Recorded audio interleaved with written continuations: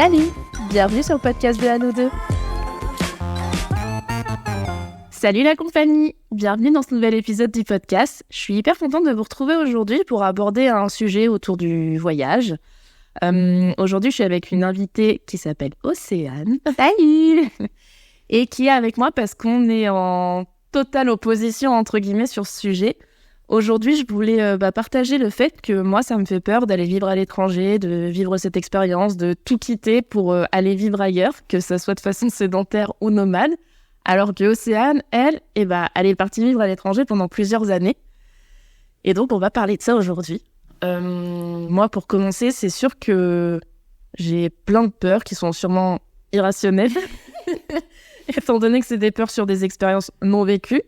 Mais c'est vrai que tu vois, je me suis toujours dit, mais vivre à l'étranger, c'est tout quitter, c'est tout abandonner, c'est matériel, mais émotionnel aussi, parce que tu laisses tes amis, ta famille derrière toi. Parfois, tu sais pas pour combien de temps tu pars, parfois tu sais, donc t'angoisses peut-être aussi de quand tu vas revenir. C'est financier aussi, c'est linguistique, enfin, il y a plein de choses, moi, qui me font flipper. Mais toi... Un gros saut dans l'inconnu, hein. Enfin, ça fait peur, c'est vraiment sortir très fort de sa zone de confort. Mais toi, du coup, tu l'as fait. Oui. Et est-ce que tu peux nous dire, où t'es partie déjà, combien de temps peut-être pour poser les bases? Alors, je suis partie aux États-Unis, à New York, avec un visa de 18 mois. Moi, j'avais un petit peu peur aussi avant de partir, quand même. Tu es étonnée. Parce que, oui, c'est l'inconnu. Tu te dis, qu'est-ce qui va se passer là-bas? Tu quittes tout, tu quittes ta famille, tu quittes tes amis. Moi, ce qui me faisait assez peur au début, c'est surtout ma famille, mes grands-parents. Je me suis dit, ça se trouve, c'est la dernière fois que je les vois. Il va se passer quelque chose, il va leur arriver quelque chose. Et t'y penses quand tes grands-parents sont un peu âgés. Tu te dis, ah ouais, tu pars. Mais d'un côté, après, je me suis dit, en restant, c'est pas moi qui vais les aider à vivre mieux. Enfin, voilà. C'est pas mon départ qui va changer leur état de santé. C'est vrai. Donc, mais c'est beaucoup de petites questions comme ça qui te font un peu flipper. Je comprends. Après aussi, t'es pas partie seule, t'es partie avec ton compagnon à l'époque, qui n'était pas encore ton mari. Non. C'est aussi pour ça que j'ai eu moins peur, c'est de partir accompagnée. Je pense que partir toute seule, j'en serais pas capable. Surtout avec les galères qu'on a eues en arrivant, t'es quand même bien content d'être accompagné et de pas vivre ça tout seul. C'est ça qui m'a fait sauter le pas, c'est vraiment d'être accompagné et d'être avec mon mari maintenant. Car du coup, on a dû se marier pour justement partir. Ok. Oui. C'était la condition. J'imagine que ce n'était pas la condition personnelle, mais il fallait que vous soyez mariés. Donc, c'est au niveau des visas. Ok. Donc, il faut savoir que pour partir aux États-Unis, c'est assez compliqué d'avoir un visa, d'obtenir un visa. Il y a un système de sponsoring. En fait, il faut trouver une entreprise qui accepte de te sponsoriser pour payer ton visa. Mais ça, c'est pas pour faire du tourisme, c'est vraiment quand tu décides d'aller habiter là. Donc, il y a le visa de tourisme qui doit être de 3 mois, quelque chose comme ça. Mais quand tu veux vraiment y habiter, y vivre, il faut avoir un visa de travail. Donc, il existe plein de visas différents. Je m'y étais jamais intéressée avant, mais du coup, là, on est rentré dans plein de démarches pas faciles du tout. Ouais. Et donc, c'est grâce à mon conjoint qui a eu une opportunité avec son travail, une opportunité de VIE. C'est un volontariat international en entreprise. Donc, en fait, c'est l'entreprise dans laquelle il travaillait en France qui lui a proposé de faire c'est un échange, c'est une sorte d'échange avec les États-Unis parce qu'il y avait la même entreprise en fait aux États-Unis. Okay. Et par contre c'est réservé aux moins de 28 ans. D'accord. Donc, mais du coup, c'est cette opportunité qui a déclenché c'est leur partir. Donc son entreprise lui a proposé ça. Il m'a dit qu'est-ce que t'en penses? Moi je dirais que je dis oui. Ok, ça t'a pas fait peur. Moi franchement, en vrai, si elle propose ça, pardon, je vais être en mode j'ai chaud. Non, franchement, je lui ai dit, vas-y, on en parle, on réfléchit, on pèse le pour et le contre. Donc, il faut réfléchir quand même parce que c'est pas, on part pas en vacances, quoi. Et c'est pas anodin. Et voilà. Et donc, les démarches ont commencé à se faire. Donc, de son côté pour avoir le visa. Eux, donc, ils lui sponsorisaient son visa. Et du coup, c'était plutôt de mon côté que c'est devenu plus compliqué parce que moi, je voulais absolument partir avec lui. Et donc, j'ai commencé, donc je suis enseignante pour nos auditeurs parce que c'est important. Donc, j'ai commencé à chercher des écoles là-bas. Ouais. Et il y a plein d'écoles, j'ai fait des entretiens, il y a plein d'écoles qui étaient OK pour que je vienne, mais aucune qui avait assez d'argent pour sponsoriser un visa. Je sais pas combien c'est un visa, mais c'est très très cher. D'accord. Mais en gros, si je comprends bien, toi aussi, il fallait que tu trouve le même système que ton mari. C'est ça. Ok. Et donc, moi, dans l'enseignement, ça n'existe pas, le VIE. Et je trouvais des écoles, mais aucune... elle me disait, si vous avez un visa, c'est OK, mais sans visa, nous, on ne peut pas vous sponsoriser votre visa. Donc, c'était de plus en plus compliqué. On a demandé si l'entreprise de mon compagnon voulait me sponsoriser, mais non, c'était pas possible. Et donc, du coup, c'en est venu la question du mariage. Parce que qui dit mariage dit on peut avoir un visa en tant qu'épouse. Ouais. C'est un visa qui est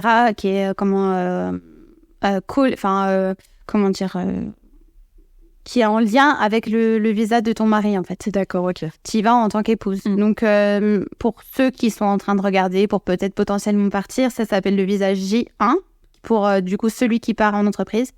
Et pour l'épouse, c'est le visa J2. Ok. Donc, voilà. Donc, on a annoncé à nos familles qu'on allait se marier. Bon, on se marie la semaine prochaine. Voilà. Ah ouais, mais du coup, tout s'est fait hyper vite parce que entre le moment où il a eu la proposition et le moment où vous êtes partis, il s'est passé combien de temps? 6 mois, à peu près. Non, mais ça m'angoisse. C'était vers l'été et on est parti en janvier. Donc voilà, et on s'est mariés en septembre. Donc voilà, bon après, on avait déjà pour projet de se marier, mais on va dire que ça a accéléré un petit peu. Ça faisait pas 15 jours que vous étiez ensemble. Voilà, c'est ça. On pensait se marier, c'était pas prévu pour tout de suite, mais du coup, ça s'est fait. Et puis, c'est ça qui nous a permis de pouvoir partir. Ok. Première étape validée. Ouais.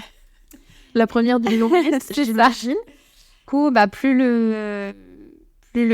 la date de départ s'approchait, plus je t'avoue que tu te dis, là, va falloir dire au revoir à tout le monde, quoi. Donc, on faisait une dernière soirée avec les copines, dernier repas avec les grands-parents, enfin... Et tu dis au revoir à tout le monde, petit pincement au cœur quand tu pars. Et puis, il faut faire les valises. C'est pareil, t'as le droit qu'à une grosse valise en soute. Et oui, mais c'est vrai ça. Tu veux emmener ta vie, quoi. Ouais, c'est clair. Oui, tu dois faire un gros tri entre je vais prendre cette photo. Bah non, en fait, non, je vais pas prendre cette photo-là. Je vais plutôt prendre ce doudou-là. Ouais. C'est dur aussi de savoir ce que tu emmènes, ce que tu laisses. Mais oui, parce que là, du coup, t'as un visa de 18 mois. Ouais. Je te dis, 1 an et demi. Comment prévoir, comment est-ce que tu sais ce que tu vas faire, comment tu vas le faire, où tu vas vivre. C'est ça. Puis tu débarques dans l'inconnu. Donc nous, pour un peu être, on va dire, tranquille le premier mois, on avait loué un Airbnb. D'accord. Pour 1 mois, pour se laisser le temps de trouver un appartement en arrivant là-bas. Et on a bien fait de faire ça parce qu'on a trouvé un appartement la veille de rendre le Airbnb. Je ne fais que lever les yeux au ciel. Vous voyez pas évidemment, mais je ne fais que lever les yeux au ciel en Dieu. C'est ça. Faut lâcher prise, hein. Oui. Et surtout que du coup, mon mari, on a dû arriver un vendredi ou un samedi, et lui, il commençait le travail le lundi. Donc je me suis retrouvée toute seule dans une ville immense. T'imagines bien? Enfin, j'imagine sans imaginer, mais... Ouais, où tu connais personne, t'es loin de tout, et puis t'as le décalage horaire, là, tu peux pas dire « Maman, je suis perdue !» Bah non, maman, elle dort, là. Maman, il est 4h, tu vois, là. C'est ça. Et du coup, je faisais des visites d'appartements. Il faut savoir qu'à New York, les prix sont exorbitants pour les appartements. Mais est-ce que les salaires suivent quand même ça? Les salaires suivent. Peut-être qu'aussi on a cette vision de c'est exorbitant, mais avec nos salaires. Mais nos salaires étaient en conséquence et adaptés du coup à la vie là-bas. Donc moi j'avais pas encore de boulot du coup. Oui. Du coup il y a que mon mari qui travaillait et il fallait absolument qu'on trouve un appart parce que on n'avait rien d'autre derrière.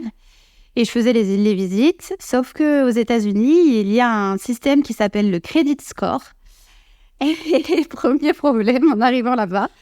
C'est-à-dire que pour louer un appartement, il faut pouvoir prouver que tu es capable de rembourser ton crédit. Donc, c'est-à-dire que là-bas, ils fonctionnent avec des cartes de crédit, mais des vraies cartes de crédit, où tu rembourses tout ce que tu as payé dans le mois à la fin du mois.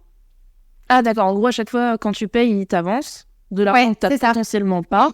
Et à la fin du mois, ils t'envoient la facture en disant bah, vous nous devez tant. Et en fait, ce qu'ils veulent voir, du coup, les agences immobilières, c'est est-ce que tu es capable de rembourser, est-ce que tu as toujours bien remboursé tes crédits, est-ce que voilà, t'es bon payeur. Et ils demandent ça sur des années, quoi. Sauf que quand tu n'as jamais vécu aux États-Unis, bah, tu as 0 credit score. Bah oui, et il n'y en avait pas de carte de crédit. Et pour avoir une carte de crédit, il faut avoir un compte américain.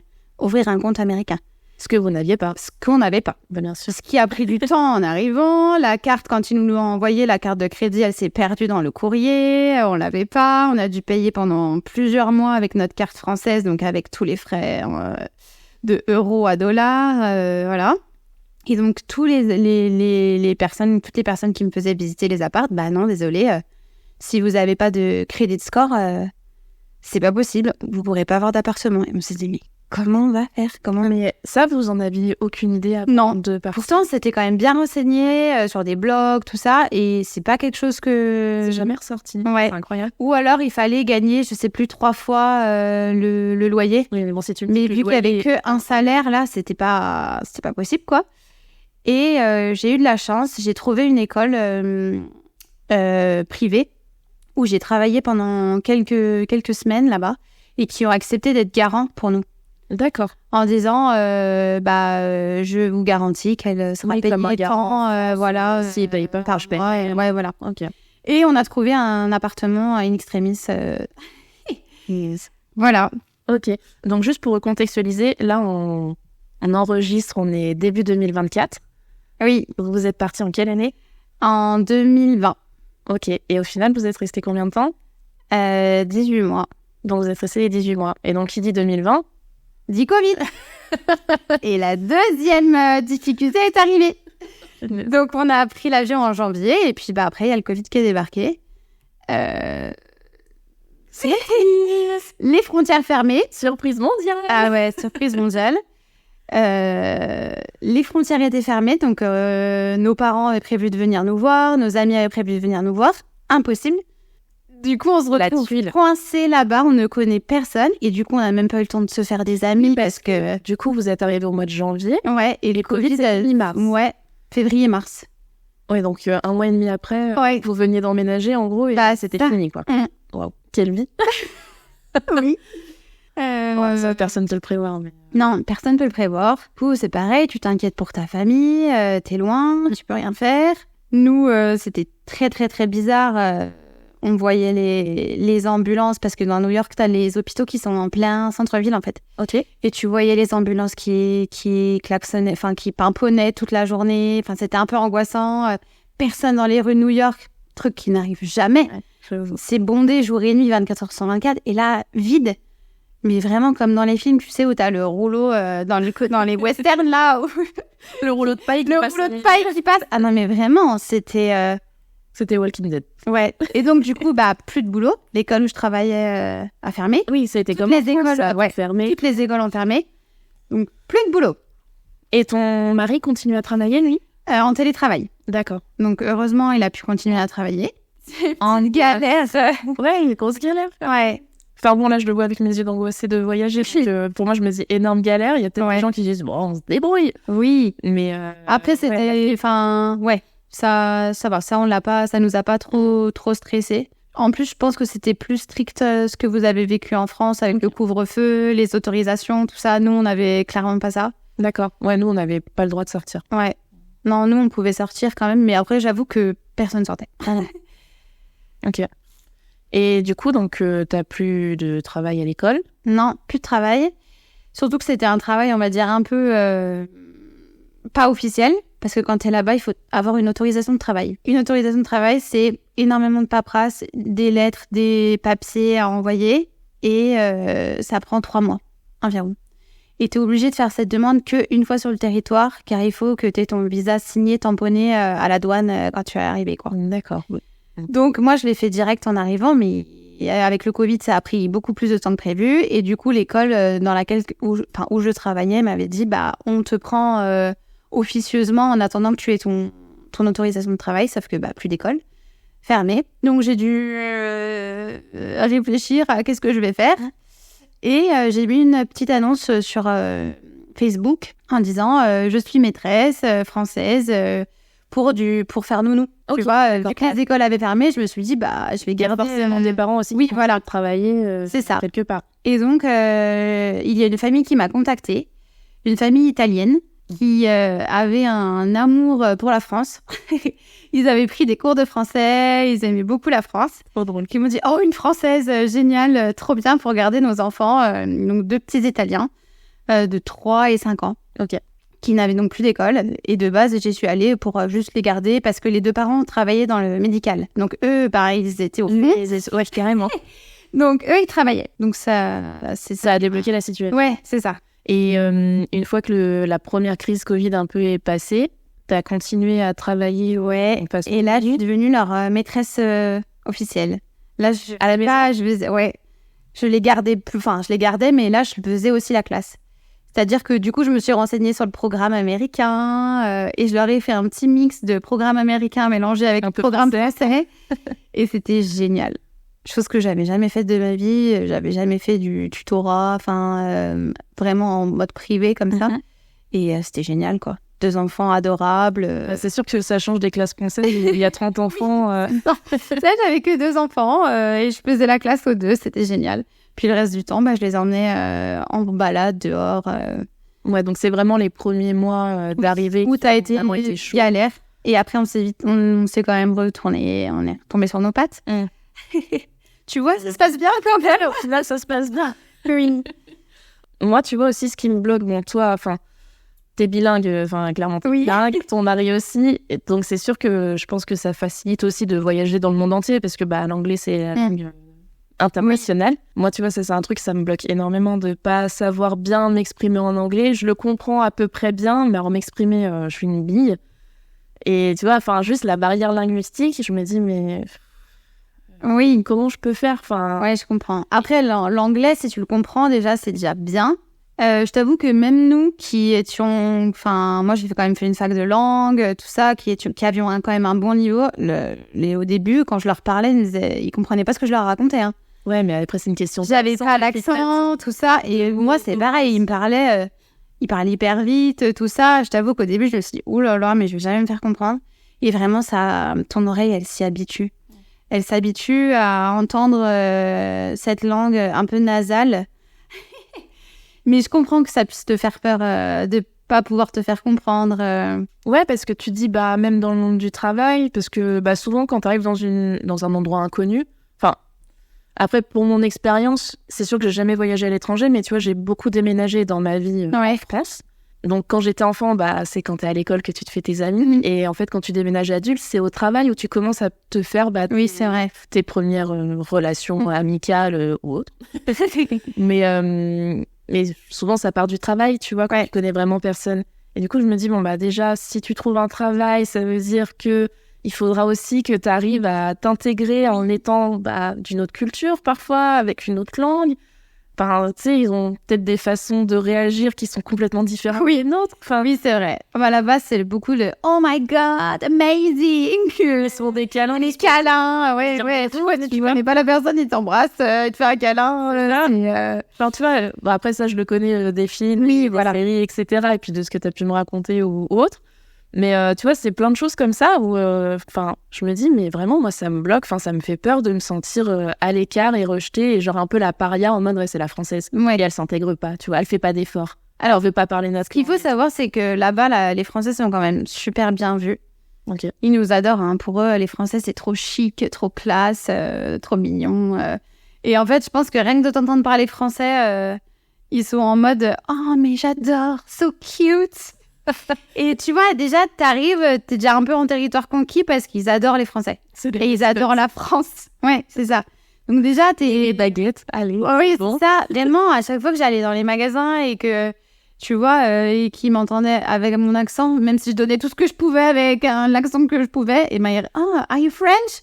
Et là, tout de suite, oh, j'adore, c'est trop mignon. Et ils te sortent tous les mots français qu'ils connaissent. Merci, bonjour. Voilà. Et du coup, déjà, je trouve que c'est... Oui, ça permet peut-être du coup de désensibiliser le truc et d'avoir un premier pas et des premières approches. C'est que c'est bien accueilli déjà. Et du coup, bah, tu sais, enfin, tu disais, quand on a décidé de partir, je savais même pas quoi prendre, etc. Mais, bah, vraie question, après, je sais pas, peut-être que vous viviez encore chez vos parents. Oui. Mais je me dis, quand t'as ta maison et ton appartement solo, mais tu en fais quoi? Ouais, c'est clair, tous tes meubles, Tu fais quoi de tes meubles? Alors, peut-être que tu peux mettre en location, mais ça veut dire, enfin... Après, je sais pas, là, je m'adresse aux auditeurs, mais si vous, ça vous est déjà arrivé de tout quitter, oui, qu'est-ce que vous avez fait de vos meubles et de votre appartement? Si vous êtes propriétaire, est-ce que vous l'avez mis en location? Si vous étiez en location, qu'est-ce que vous avez fait de vos meubles? Ouais. Est-ce qu'on revend tout pour se dire, je pars, et puis quand je reviens, je rachète tout? Bien, t'as plus rien. Ça veut dire que t'as plus rien, parce que tu mets en box. Enfin, bon, je pense évidemment, il y a plein de solutions, mais enfin, c'est aussi pécunier. Ça coûte de l'argent. Bon, le voyage en lui-même, effectivement, ça coûte des sous. Mais d'ailleurs, enfin, je sais pas si c'est trop personnel de demander, mais est-ce que vous aviez de l'argent de côté pour faire ça? On a essayé de mettre un peu d'argent de côté pour partir, parce qu'on savait que ça allait nous coûter cher, surtout au début. Et puis sur place aussi, vu que t'as rien. Ouais. Bah, du coup, on a acheté, on va dire, on s'est meublé avec Ikea. Ça nous a bien sauvé. Ouais, tu m'étonnes. On a pris, on va dire, tous les trucs de base chez Ikea. Sachant on savait qu'en partant, on allait pas repartir avec. Ouais. Donc, t'as pas envie d'acheter non plus des trop beaux meubles. Pareil, la déco, c'était minimum, quoi. T'as trop envie de faire un peu comme ton chez-toi, mais tu sais que tu vas pas acheter des cadres, tu vas pas acheter des vases. Enfin, j'ai quand même acheté un vase. Mais du coup, tu t'as envie de te sentir comme chez toi, mais d'un côté, tu sais que tu pourras pas ramener ça. Mais tu vois, c'est aussi un truc que je trouve difficile. Après, ça, c'est mon côté casanière, je pense, qui me parle. Où j'ai vraiment besoin d'avoir un endroit hyper safe, où je me sens vraiment chez moi, etc. Et de vivre du coup de cette manière, tu te dis que, comme tu dis, ça peut jamais être vraiment ton chez-toi. Ouais, tu sais que tu vas repartir. Tu sais que t'es là de façon très limitée. Finalement, c'est vraiment un CDD. Tu sais que ça va se finir, tu connais même la date de fin, etc. Et je trouve ça aussi hyper dur pour se sentir chez toi. Et je me dis, s'il y a des moments, t'as déjà le mal du pays parce que tes amis te manquent, ta famille te manque, et puis tu te dis, en plus, je suis dans un endroit où vraiment, j'ai l'impression que c'est un appartement témoin, tu vois, il n'y a aucune personnalité là-dedans, et encore moins la mienne. Et tu vois, ça aussi, c'est un truc où ça me fait peur, parce que moi, je suis très attachée à mon intérieur. Et il y a des personnes qui ne le sont pas du tout et qui s'en fichent, tu vois, même d'avoir un appartement à soi. Il y a des gens, ils vivent en colocation tout le temps, ils sont toujours en mode nomade et tout. Et je suis vraiment admirative de ça parce que moi, ça m'angoisse. Oui, t'as besoin d'avoir tes petites affaires, tes repères, ça. Après, on les avait quand même, nos repères au final, parce qu'on avait quand même choisi nos meubles. On avait quand même amené plein de photos, donc pas dans des cadres, mais des petites photos avec des petits magnettes sur le frigo. On avait quand même nos proches avec nous. Et ça, d'ailleurs, comment est-ce que tu l'as vécu, le fait d'être loin de tes proches? Bon, en plus, il y avait la notion Covid, donc inquiétude internationale. Oui. Mais comment est-ce que tu l'as vécu? Est-ce que tu as réussi à garder un lien pareil au départ et à l'arrivée, entre guillemets, tu vois? Oui, alors ça me faisait très peur, parce que je suis quand même, pour ma part, très proche de mes parents. Et ça me faisait un peu peur d'être loin d'eux, tout ça. Et au final, je crois qu'on s'est encore plus rapprochés. Ok. C'est-à-dire qu'on s'appelait en visio. Et pareil pour mon mari, il n'avait jamais appelé autant sa famille. Et au final, quand t'es loin, c'est là que tu prends le plus de nouvelles. T'as besoin de te rapprocher des autres. Et on faisait beaucoup de visio. Pour les anniversaires des uns des autres, on était en visio, on était posés sur la table. On était toujours présents quand même un peu avec tout le monde. Ouais, c'est cool. C'est comme ça qu'on a réussi à maintenir le lien. Et en fait, quand on s'est retrouvés après au retour en France, c'est comme si on s'était pas quittés. Enfin, je trouve que la visio, ça remplace pas un câlin, mais... Mais au moins, vous avez gardé le lien, les échanges, le quotidien, les petites histoires, tout ça. Il n'y a pas eu de vraie césure, quoi. Non. Et avec les amis, c'était pareil?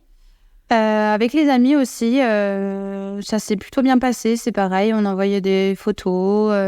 Ouais. Franchement, il n'y a pas eu de... cassure, on va dire.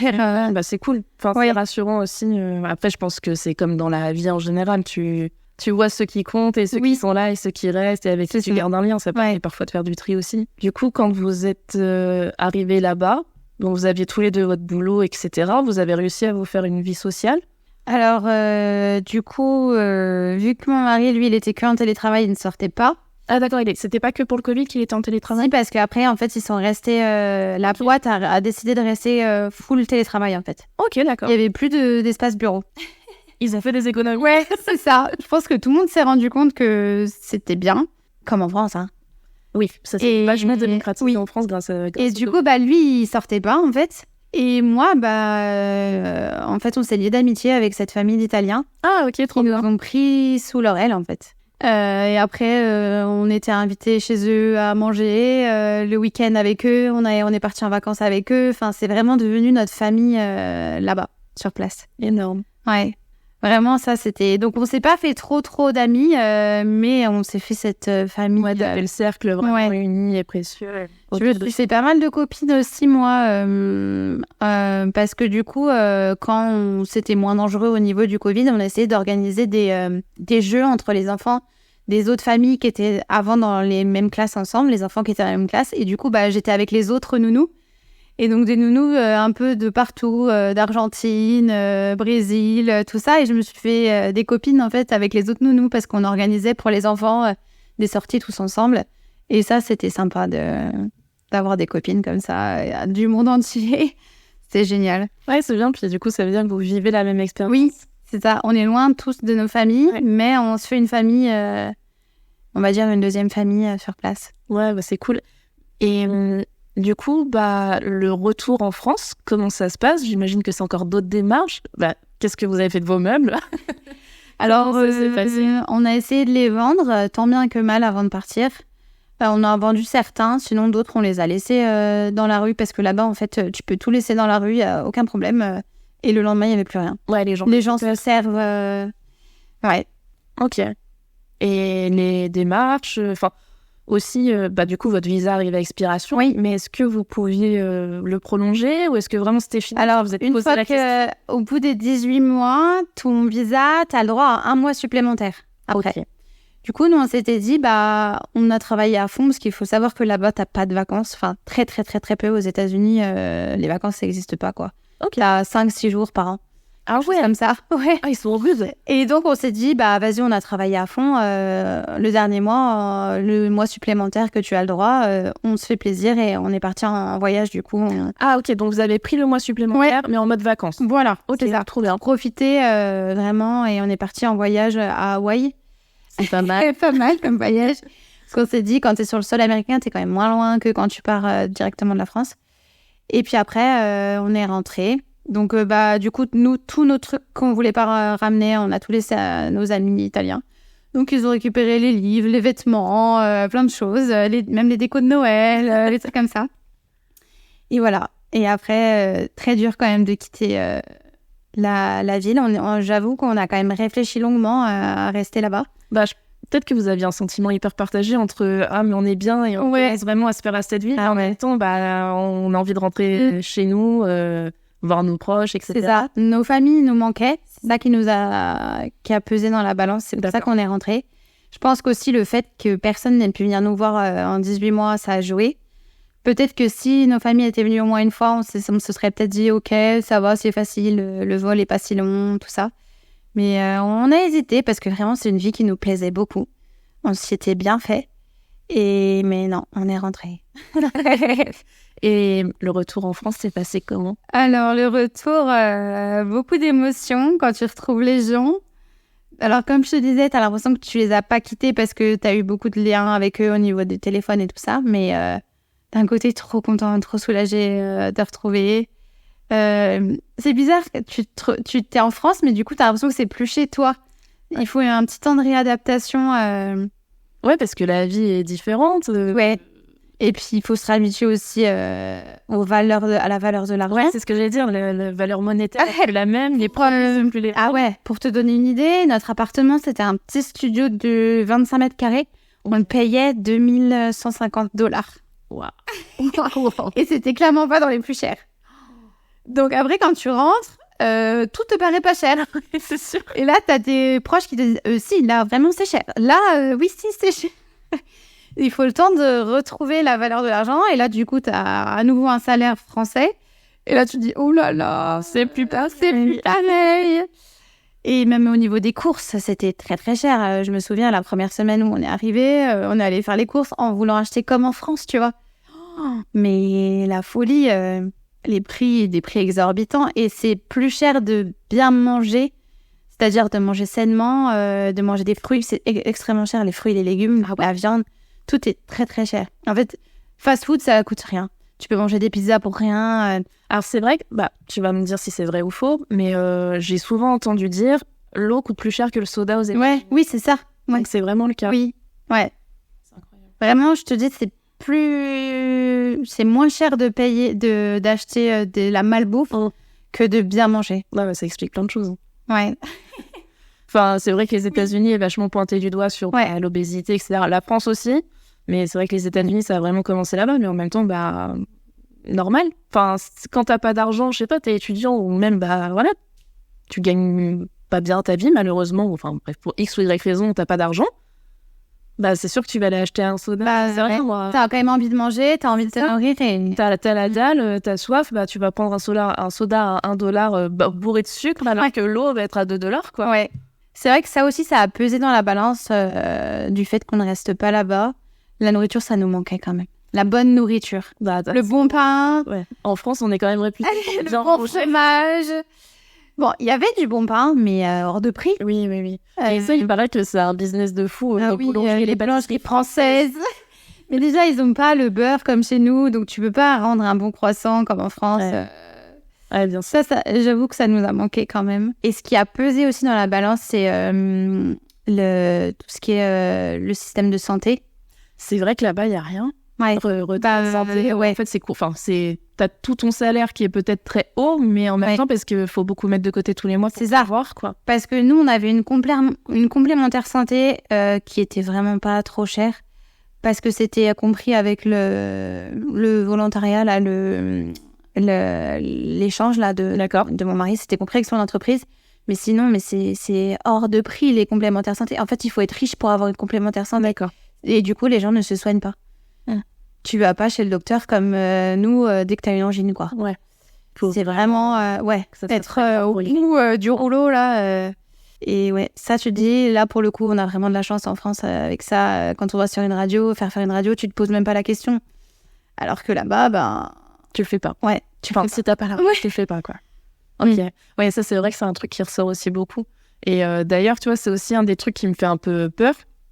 Où je me dis, mais si je tombe malade dans un autre pays, qu'est-ce qui se passe? Comment ça fait, en fait? Alors, j'avoue que les États-Unis, ça nous faisait moins peur, dans le sens où c'est quand même... Enfin, c'est civilisé, c'est quand même proche de la France. Je me serais... Tu vois, je te rejoins dans le sens où je me serais pas vue partir dans un pays... Non, mais alors, c'est sûr que c'est pas la même expérience, c'est la même réflexion. Ou des choses comme ça. Si tu dis, je vais dans le fin fond de la Papouasie et je vais à New York, tu prévois pas... On était quand même dans un endroit civilisé. Enfin, ça fait pas... En fait, dans ce sens-là, ça fait pas peur. Oui. Tu te dis, je vais pas me choper une maladie, je vais pas me faire bouffer par un croco, tu vois. Je vais pas aller en forêt et me faire mordre par un... Il y a des choses. Ouais. D'ailleurs, Central Park, magnifique. Ouais. Un de mes endroits préférés. Trop chouette.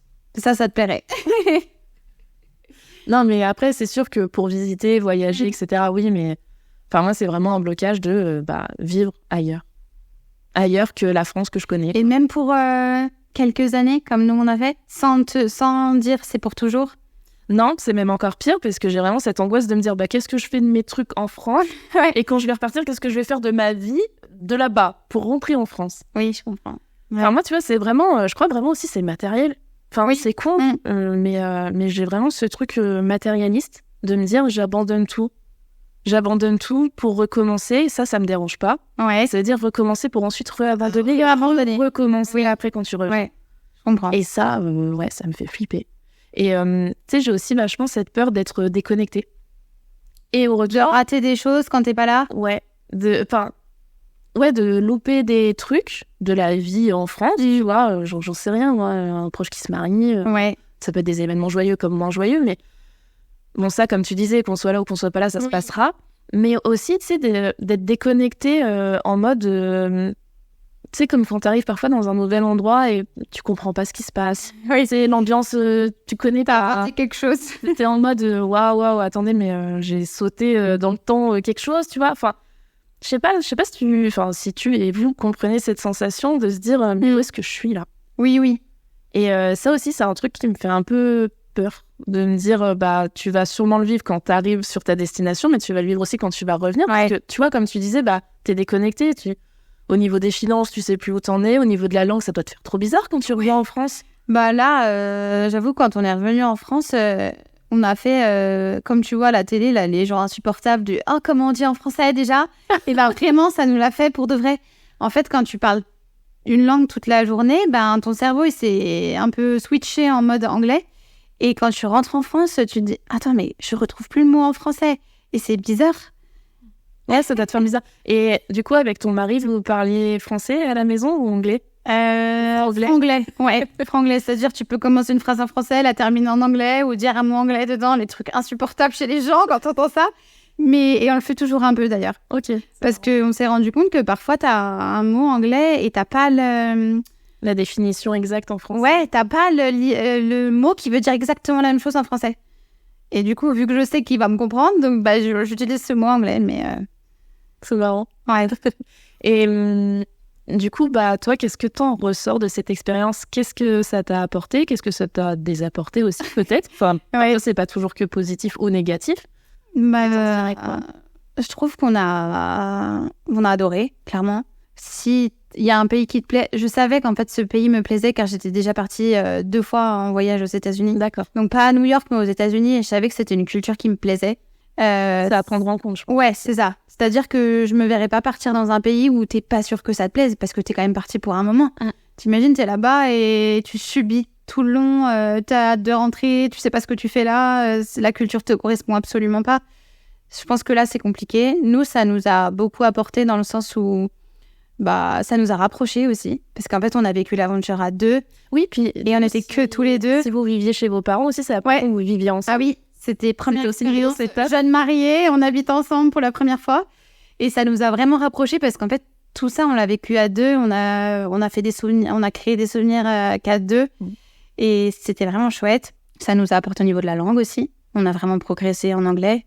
Au niveau de l'accent, j'espère. Et puis ça te change. Après, moi, j'étais un peu du genre un peu froussarde. Pas faire les choses toute seule, pas partir dans une grande ville toute seule. Et au final, maintenant, tu vois, si je vais à Paris, ça va pas me faire peur, quoi. Ils sont capables. Ouais. Et c'est bon, j'ai fait ça. Tu t'es prouvé un peu à toi-même.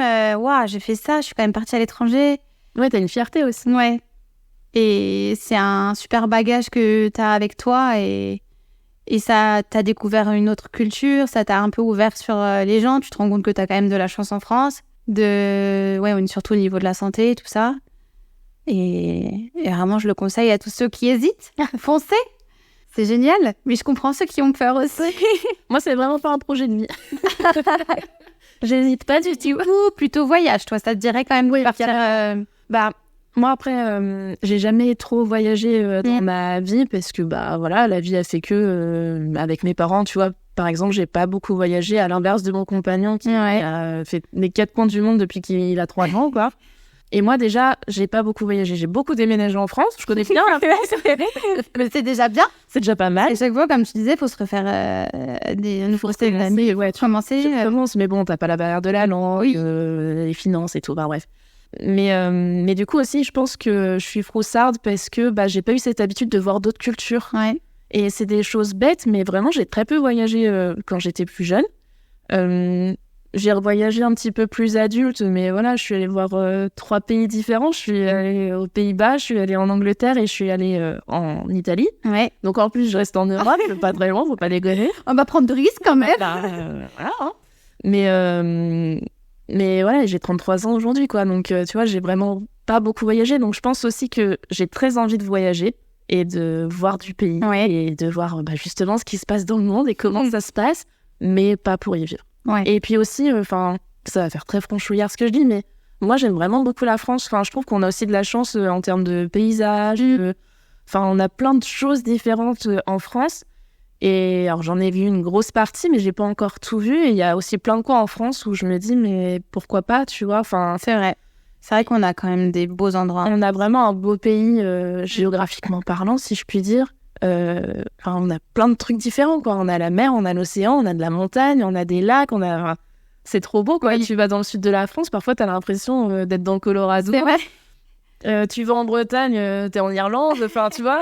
C'est vrai qu'on a plein de paysages variés. Et sans dire que rester en France et tout ça, mais c'est vrai que moi, je me dis, mais pourquoi est-ce que j'irais vivre ailleurs alors que j'ai un si beau pays et comme tu le dis, beaucoup d'avantages parce que sans avoir vécu ailleurs, je me rends compte qu'on a quand même énormément d'avantages en France, que ça soit, bon, les retraites, c'est en dax, mais bon, allez, à 80 ans, on en aura une. Le système social, au niveau de l'emploi aussi, quand on est salarié, on est protégé. Enfin, mine de rien, on peut pas te virer comme ça du jour au lendemain. Alors que là-bas, il y a zéro problème. Alors que là-bas, à la rue du jour au lendemain. Exactement. On a énormément d'aides sociales aussi. Pas que l'assurance maladie, mais la CAF, par exemple. Alors, je dis pas que c'est parfait, mais c'est déjà là, ça existe, quoi. Et voilà, et pour toutes ces choses-là, je me rends compte aussi de la chance qu'on peut avoir. Après, peut-être que dans d'autres pays, c'est différent. Il y a forcément des plus et des moins dans chaque pays. Et c'est pas ça que je remets en cause, mais c'est quand même quelque chose que je me dis. On y est bien. C'est mal, je pense. Oui. Et si l'occasion venait, qu'on te proposait, comme nous, on a eu un peu, qui nous est tombé dessus, comme ça, est-ce qu'il y aurait un pays où tu aurais quand même un peu moins peur, où tu te dirais, ouais, ok, vas-y, je me lance? Je pense que je resterai en Europe déjà. Ouais. Donc, en Espagne, ouais. Espagne, Angleterre. Pas trop loin quand même. Ah, je pars pas loin. Pas déconner. Donc, les États-Unis, c'est mort. On va dire, je sais bien. Déjà, pour prendre un avion récent, et ça, c'est aussi un délire. Ouais, c'est vrai. Non, oui, tu vois, j'ai des connaissances et des amis qui sont partis vivre en Inde. Ah ouais, non, là, c'est... Ouais, l'Inde, ça ferait trop peur. Ou en Amérique du Sud. Tu vois, c'est des trucs... moi, quand on me dit ça, vraiment, j'ai des yeux d'enfant. Je suis... Ouais. Genre, mais t'es trop fort. Vraiment, j'ai une espèce d'admiration pour ça parce que j'en suis incapable. Je le sais, j'en suis incapable. Et même de voyager de façon touristique et de traverser un océan. Moi, mon compagnon aimerait beaucoup retourner en Amérique du Sud. Mais déjà, rien que ça me fait flipper. De prendre l'avion? Prendre l'avion aussi longtemps et d'être aussi loin. Tu vois, déjà, ça me fait peur. Parce que, aussi, on est sur une autre monnaie. Tu vois, c'est des trucs... Oui, c'est des blocages dans ma tête, vraiment, c'est sûr. Parce que ça va, c'est pas grave, tu vois, il y a des changes qui existent. Ouais. J'aime les euros, d'accord? Oui, je suis très euro, d'accord. Mais, tu vois, c'est des trucs tout bêtes, quoi. Ou alors, c'est des trucs encore plus cons, mais il faut se faire tel vaccin pour aller à tel endroit. Oui. Je suis là, genre, laissez-moi. Oui, déjà, je suis pas à jour dans les vaccins français, alors. Ouais. Ah oui, et les médicaments aussi, tu retrouves pas, tu vas pas retrouver ton Doliprane si t'as un mal de tête. T'as mal à la tête quand tu sais pas t'exprimer comme moi. Comment tu vas dire aïe, à la tête, aïe. Voilà, c'est plein de petits détails comme ça et vraiment, peut-être qu'un jour ça se débloquera, mais en même temps... Après, c'est pas obligatoire. C'est pas obligatoire et... C'est un projet de vie, c'est une envie. Moi, je l'ai pas, mais je comprends ceux qui l'ont aussi et je trouve ça super en fait. Et puis, c'est l'aventure, quoi. Tu vois, comme tu le disais, c'est... Ça te change quand même. Ça te change, tu deviens, à mon avis, quelqu'un d'autre aussi, sans changer à 100%, c'est pas ça, mais tu vis une expérience. Ouais. Tout simplement. Et tu as beaucoup dans la vie, des expériences comme ça, tu vois. Ça t'enrichit, c'est sûr que ça t'enrichit, c'est obligatoire. Et je serais pas aussi enrichie que toi. Tu seras enrichie par plein d'autres... Différemment. Voilà, c'est ça, par plein d'autres choses. Moi, ce qui m'impressionne vraiment, c'est les familles qui partent, qui lâchent tout. Ceux qui ont 3 enfants, ils lâchent le boulot. Je veux dire, nous, on n'avait pas grand-chose qui nous rattachait quand même. On n'a pas d'enfants, on n'avait pas d'animal à l'époque. C'est quand même plus facile. Et moi, je les admire, les familles qui partent, qui lâchent tout, qui lâchent la maison. Ouais, c'est vrai. Tu vois, en parlant d'animaux... Les écoles pour les enfants, il faut tout refaire, en fait. Et... Ouais, en parlant d'animaux, tu vois, là, je viens d'y penser parce que tu l'as dit. Bah oui, Batman. Mais je peux pas partir, en fait. Ouais. Ça veut dire, si je pars, faut que j'emmène les 2 chats et le chien dans l'avion. Ouais, non, l'avion, ça... ça me ferait... Oui, sauf si je sais que je pars pour très longtemps. Très longtemps. Ouais, voilà. Je leur fais subir ce voyage parce que c'est une fois. Subir. Oui. Mais non. Non, quoi. Et c'est un peu ça qui nous a fait partir. On s'est dit... On est jeunes, on n'a pas de maison, on n'a pas de crédit, on n'a pas d'enfants, pas d'animaux. Et c'est ça que c'est maintenant ou jamais, en fait, on s'est dit. Ouais, je comprends. Je comprends vraiment. Mais comme tu le disais, si vous avez ce projet, si vous avez envie, foncez. Océane vous dit d'y aller. Ouais, c'est génial. Et si vous êtes plus comme moi, un petit peu... Restez. Réservé, voilà, je pense que vraiment, faut pas se forcer. Non, effectivement, si une opportunité se présente, ça vaut le coup d'y réfléchir, mais...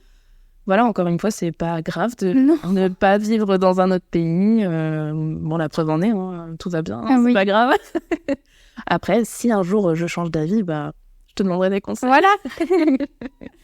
En tout cas, je te remercie beaucoup d'avoir participé à cet épisode. Merci à toi. Trop cool. Et puis, je vous dis à très bientôt. Au revoir. Merci d'avoir partagé ce moment avec nous. Si cet épisode vous a plu, n'hésitez pas à en parler autour de vous et sur les réseaux sociaux. Et pour rappel, le podcast à nous deux, c'est un mardi sur 2.